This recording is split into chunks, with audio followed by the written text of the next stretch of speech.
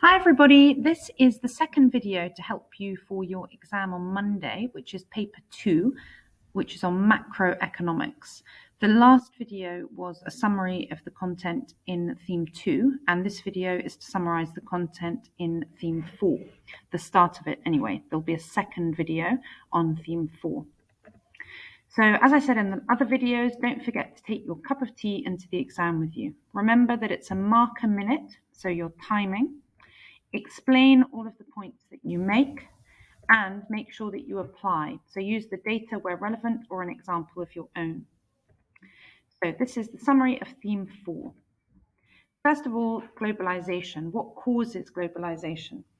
There has been more liberalization of trade in the world in recent times. So this has been the removal of protectionism between countries, tariffs and quotas and other forms of protectionism, and also political changes so that there's been an opening up of some economies. There's also been less cost of communications, so from the telephone to mail, but also now email. And this has enabled people in different countries to be able to trade and share ideas, and also for production ideas to share between countries. There's also been more free movement of people in the world and capital. And this is capital as in money, but also machinery moving around the world and different technologies. The next one, transnational companies have become more prevalent. So there's been the development of companies which are producing on a very large scale and that are sometimes producing things in different places in the world, but also they're selling in different countries in the world. So Nike would be an example of that.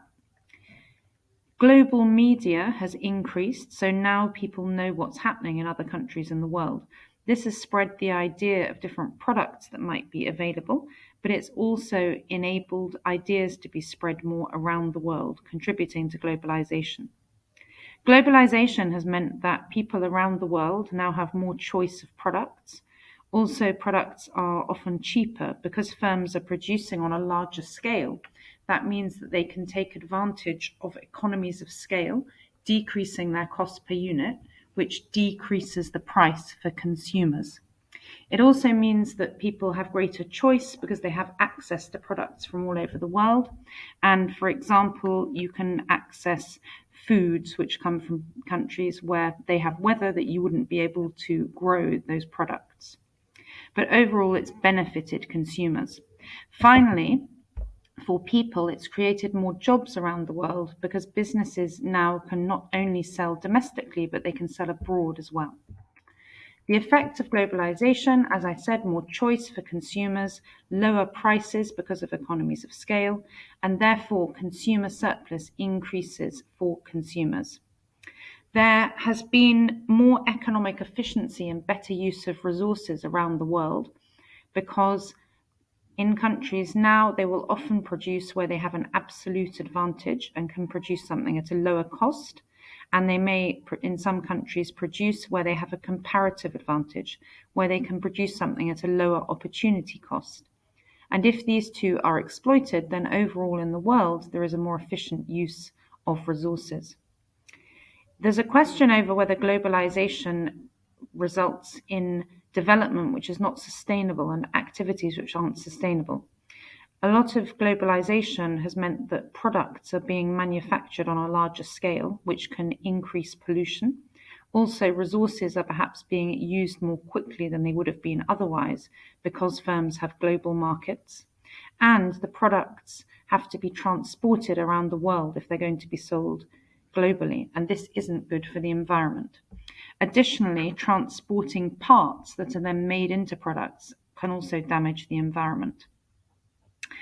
In the long run, it looks as if this may lead to environmental degradation. However, it's possible that as firms become more affluent and as technology develops, businesses will be able to do a lot of these things without harming the environment. In the short run, globalization is certainly benefiting people through lower prices and more choice, and in some countries, the creation of jobs.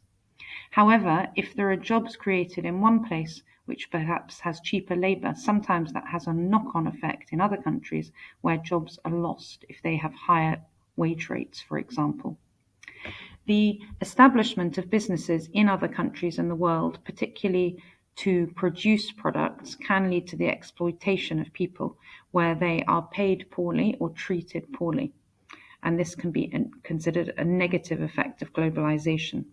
The flip side of that is that some people may not have been able to earn as much money were it not for globalization and those jobs. Specialization and comparative advantage, these tie in with globalization because as many countries are now trading internationally at a significant level, many of them are specializing, and businesses around the world are often specializing. Many countries are producing where they have a comparative advantage. As I said before, if we have specialization by countries, their productivity goes up, their cost per unit goes down, they become more economically efficient. Also, if countries produce where they have a comparative advantage, this will mean that less resources are used to make products. If a country has an absolute advantage, they can produce something at a lower cost. If they have a comparative advantage, they can produce it at a lower opportunity cost.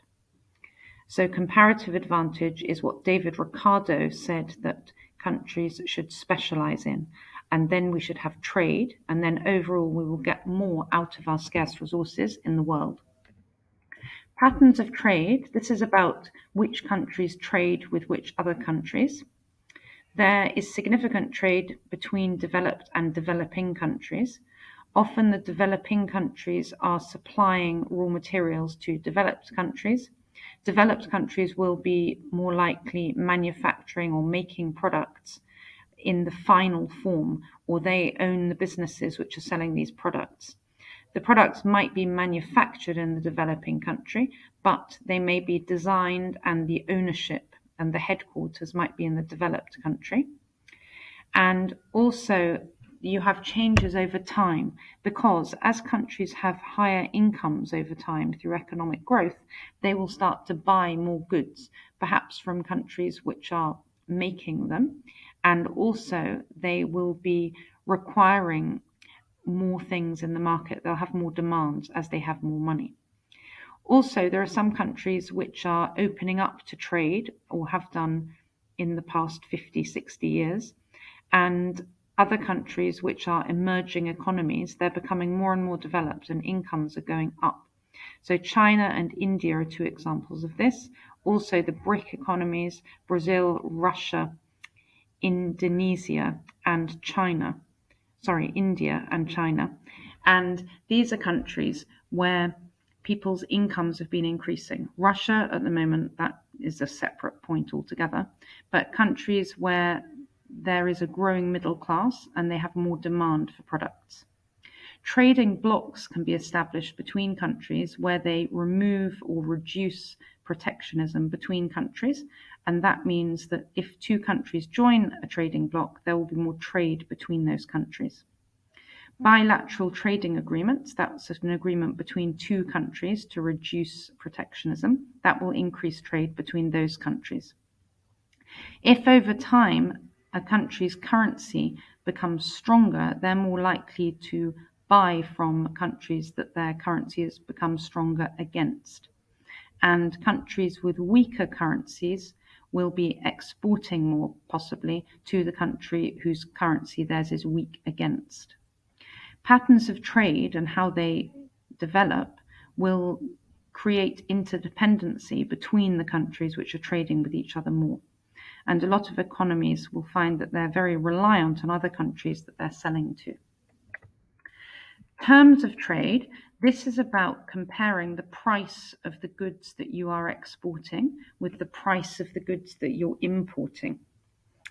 And the calculation for terms of trade is the index of export prices divided by the index of import prices times 100.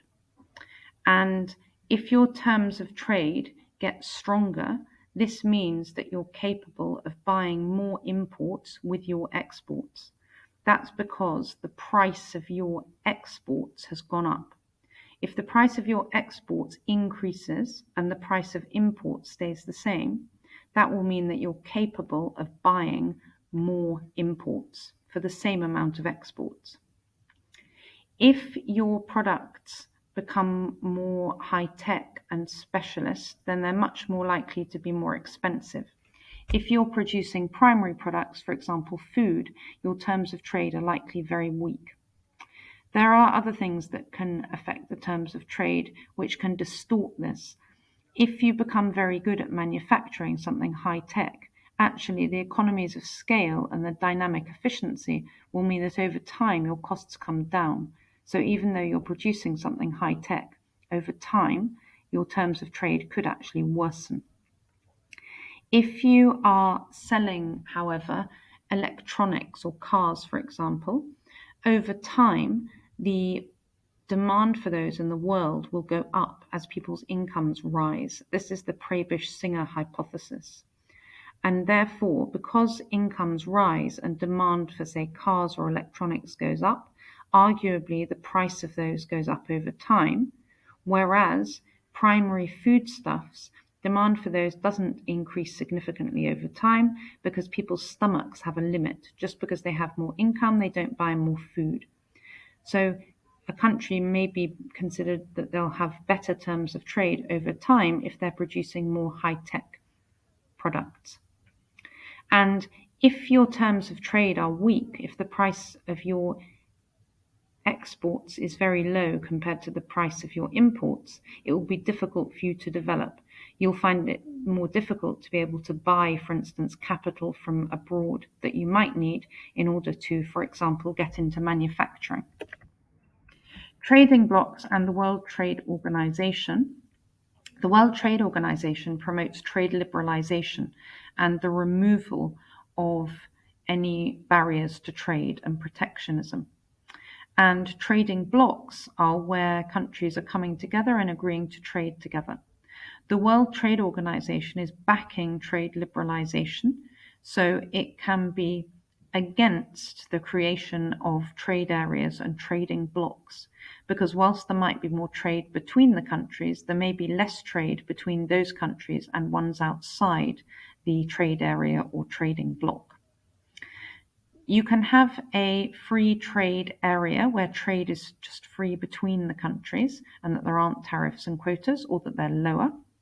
You can also have a customs union, which is where all the countries in the trading bloc have free trade between them, and they have a common external tariff for anything coming into that trading bloc.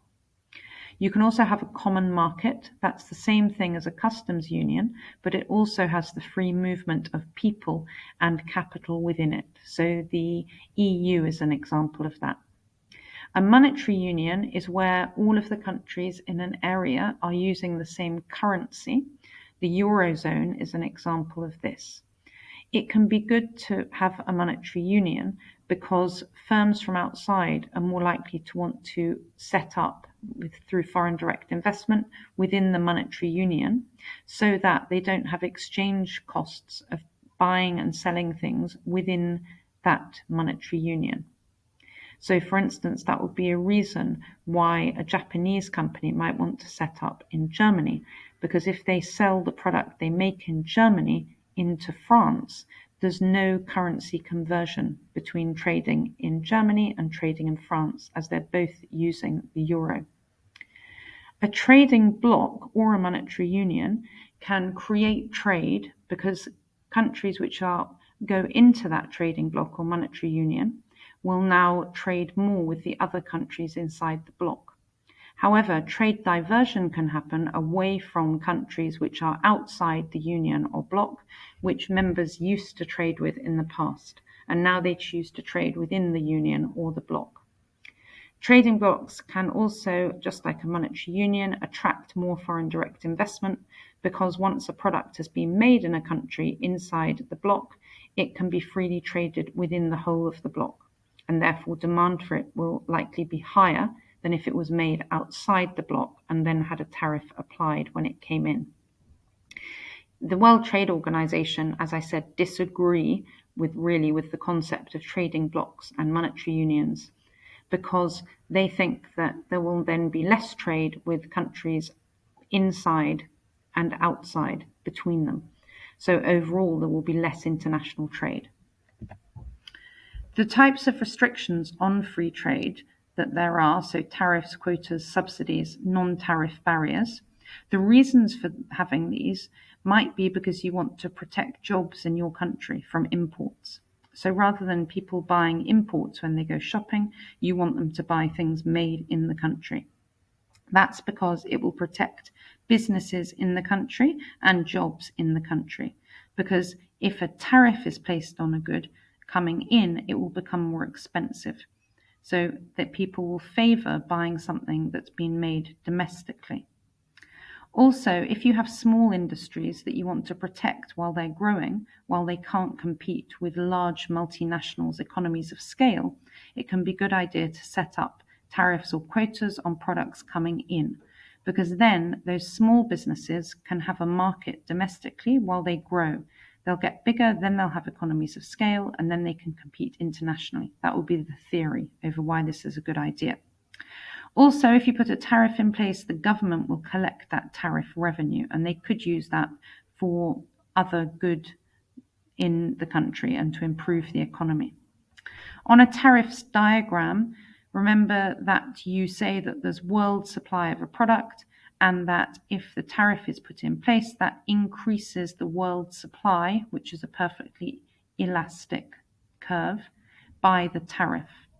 And when the tariff is in place, the amount that will be supplied domestically will increase, the amount that will be demanded domestically will decrease, and the amount of imports will decrease.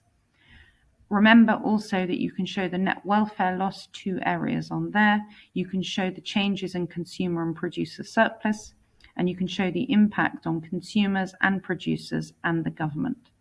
You can also use the tariff diagram back to front by showing the tariff being removed instead of put in place.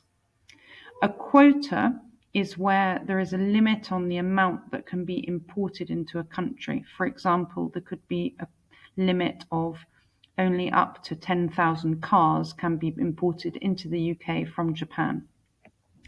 Another restriction on free trade is where domestic producers receive subsidies from the domestic government, and this will reduce their costs of production and will allow them to charge lower prices than the prices of imports. So this actually harms other countries' imports and makes people more likely to buy from domestic producers. Non-tariff barriers include regulations, for instance, that could be placed onto imports. It may be said that they need to meet certain criteria.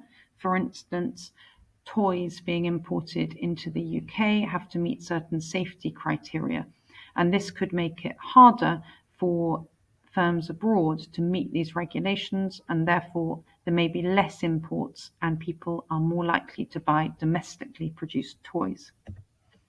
The balance of payments, in theme 2, you looked at the current account of the balance of payments mostly. That's to do with the value of imports, the value of exports, and small amounts of money, dividends, interest, profits that are coming in or leaving on the current account. Now in theme 4, you also look at the capital account. This is looking at large flows of money in and out of countries. This is to do with SIS, which is savings, investment, and speculation, where people save money in a country, where there is foreign direct investment, that's what the investment is, into or out of a country, and also where there is speculation, buying currencies, buying shares, which causes movement of money into and out of countries. These 3 flows of money from the capital account, either in or out, correspond with the small amounts of money on the current account. So the dividends are what you would receive if you have shares, interest is what you'd receive on savings, and profits if you have a business set up in another country. Those 3 small flows of money come in and out on the current account. On the current account, a country could have a deficit if the value of their exports is less than the value of their imports. So more money is flowing out of the country. And this could be because the currency is very strong. It could be because of poor quality of the goods that are being produced. It could be because the economy is doing well, people's incomes are high, and they're buying a lot of imports. It could also be that the country is in decline and that they aren't exporting enough to make up for the imports, and they aren't making things domestically, so people are forced to buy imports. A surplus on the current account can be because the currency is weak, the quality of the products being exported is extremely high. They may have particularly good reputation for quality as well, or for technology, for example, which would increase exports. Additionally, if the country has a lot of products produced which can substitute imports, that would reduce the amount of imports, leading to a current account surplus being more likely.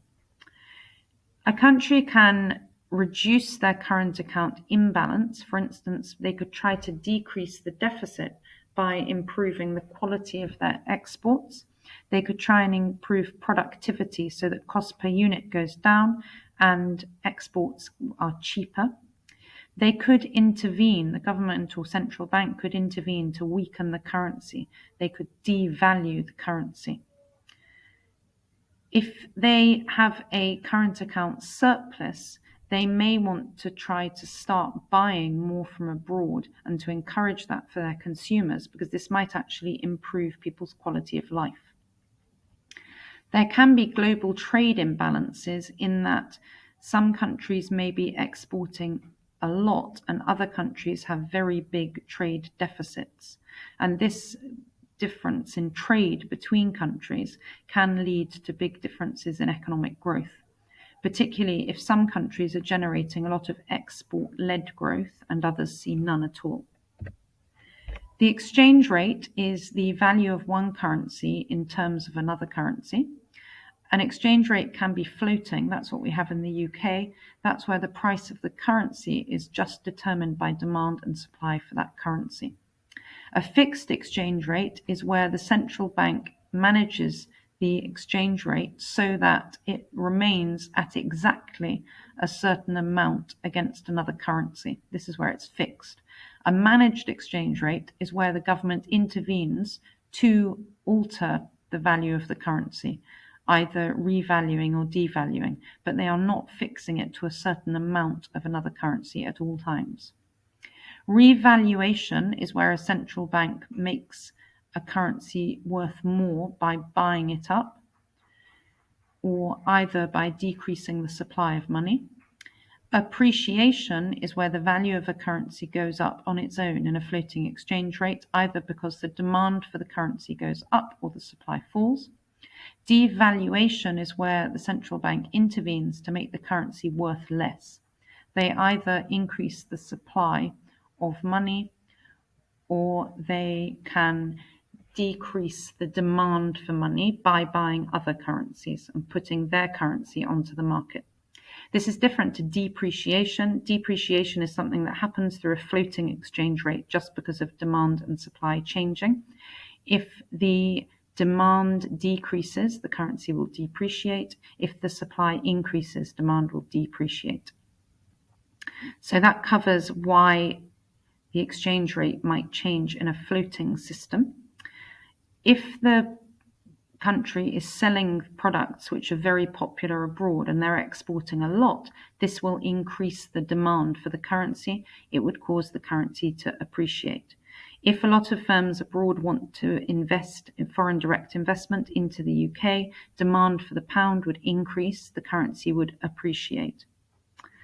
If people think the UK currency is going to fall in value significantly, they would sell the currency.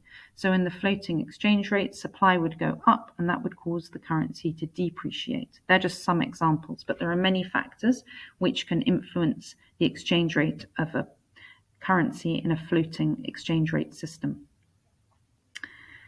The government can intervene, as I said, by buying or selling currencies. They can also change the interest rate at the central bank so that more people from abroad want to save in the banks or less do. And if you save in a bank within a country, you have to use their currency. So that would affect the demand for the currency. A government or central bank can devalue their currency significantly. For instance, if they want to export a lot more, if they want to encourage exports. If they devalue their currency, they make the currency weaker and their exports are cheaper. The governments of some countries in the world have used devaluation via certain means in order to export more. For instance, the Chinese have acted to control the value of their currency so that even though they export a lot, their currency has not become a lot stronger. One of the ways they've done this is by buying US bonds, which has increased the demand for dollars, making the dollar stronger, but it's increased the supply of the Chinese currency, making their currency weaker. The exchange rate will affect the current account. This is the acronym SPICE, strong pound, imports cheap, exports dear. If the currency depreciates, we would expect the country to export more because the currencies become weaker. But remember the J-curve effect. This says that to begin with, the value of your exports will actually decrease before the value of your exports increases. So first of all, the depreciation is actually not good for your balance of trade, but then it gets better, hence it being shaped like a J. The Marshall-Lerner condition says that if your currency depreciates, the value of your exports will increase, but only if the PED of your exports plus the PED of your imports is greater than 1. Dutch disease is something that happens where one of your industries becomes very successful exporting. They export a lot, but what that does is it increases the demand for your currency, makes your currency stronger. So then for other industries, it's harder because it's more expensive. Your exports are more expensive because your currency is stronger. So whilst one industry has done well, it's actually harming others because you're in a floating exchange rate system. If the currency gets weaker and you can export more, this could give you export-led growth because your net exports increase, increasing aggregate demand, and this causes real economic growth. Also, if you are exporting more, it will likely create more jobs. If your currency is weak, that will mean imports are more expensive. This can lead to imported inflation because your costs are a lot higher. And if your currency is weak, your country might attract more foreign direct investment because it is more cheap. It's cheaper for firms abroad to invest into your country if your currency is weak. A country will be more internationally competitive and be able to sell more exports if they've got low relative unit labor costs. That means relative to other countries they're trading with. If the labor costs are low, that will mean costs are lower, prices will be lower, exports will be cheaper and more competitive. If the price that you can sell at abroad is low, then you will be more competitive. For example, if your country is very productive and labor productivity is very high, cost per unit will be lower and therefore export prices will be lower. The country will be more internationally competitive. If you have high inflation in your country in comparison to others, this will cause your products to be more expensive and less internationally competitive. If you, for example, have very high quality training in your country and education, this will make your country more productive and therefore cost per unit is lower, prices are lower, goods are more competitive internationally. If your country is more competitive internationally, it will create jobs, export-led growth, and more tax revenue for the government that can be spent on improving this further. The costs of international competitiveness, you might find that the economy has a current account surplus, but actually it might be better for the country to be buying more imports, not just having a current account surplus, because remember, it's not just about your businesses, it's about the people living in the country as well. Government can use policy to increase international competitiveness. They could lower the national minimum wage. They could improve education and training. They could put in place deregulation. So they take away regulation to decrease firms' costs. Lots of supply side policies, these are in particular. If they improve, for example, infrastructure, that will cause firms' costs to go down. Therefore, they can put prices down, be more internationally competitive. Just the same as improving education and training, deregulating. Also, if there is privatization and the encouragement of competition, these things also make firms more efficient, costs go down, prices go down, they're more internationally competitive. So that is the summary for this half of theme 4, and then there's going to be another video with the rest of theme 4. That'll be coming next.